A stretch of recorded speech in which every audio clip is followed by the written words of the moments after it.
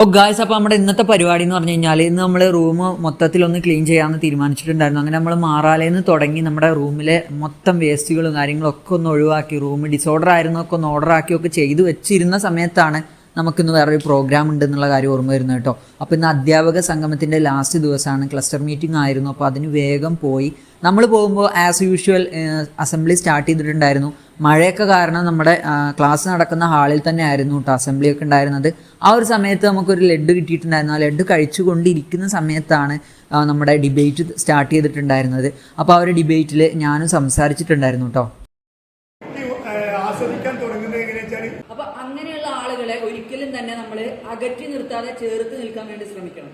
ഒരാൾ ഒരിക്കൽ കള്ളു കുടിച്ചു എന്നുണ്ടെങ്കിൽ അവനെ അങ്ങനെ ലാബിൽ ചെയ്യാതെ ചിലപ്പോൾ അവന് മാറാൻ വേണ്ടി അവൻ ഓൾറെഡി പ്രിപ്പയർ ആയിട്ടുണ്ടാകും. പിന്നെ നമ്മളൊരു ചെറിയൊരു ടീ ബ്രേക്കിന് വേണ്ടി പോയി. അങ്ങനെ ചായയൊക്കെ കുടിച്ച് വീണ്ടും നമ്മുടെ പ്രോഗ്രാം സ്റ്റാർട്ട് ചെയ്തിട്ടുണ്ടായിരുന്നു. പിന്നെ വേറെയും കുറേ വിഷയങ്ങൾ നമ്മൾ ചർച്ചയും കാര്യങ്ങളൊക്കെ കാണുന്നത് ഭയങ്കര രസകരമായിട്ട് മുന്നോട്ട് നമ്മുടെ ഡിസ്കഷനും കാര്യങ്ങളൊക്കെ നല്ല രൂപത്തിൽ കംപ്ലീറ്റ് ആയിട്ടുണ്ടായിരുന്നു കേട്ടോ. അതിനുശേഷം പിന്നെ നമ്മൾ വേഗം പള്ളിയിൽ പോയി. ഇന്ന് വെള്ളിയാഴ്ച ആയതുകൊണ്ട് തന്നെ ചുമ്മാക്കി വേഗം നേരത്തെ കയറിയിട്ടുണ്ടായിരുന്നു പള്ളിയിൽ. വീണ്ടും തിരിച്ചു വന്നപ്പോൾ നല്ല ആക്ടിവിറ്റികളൊക്കെ ആയിരുന്നു ഉണ്ടായിരുന്നത്. നമ്മൾ ബലൂൺ വെച്ചിട്ട് നല്ല രസകരമായിട്ടുള്ള ആക്ടിവിറ്റികളായിരുന്നു കേട്ടോ.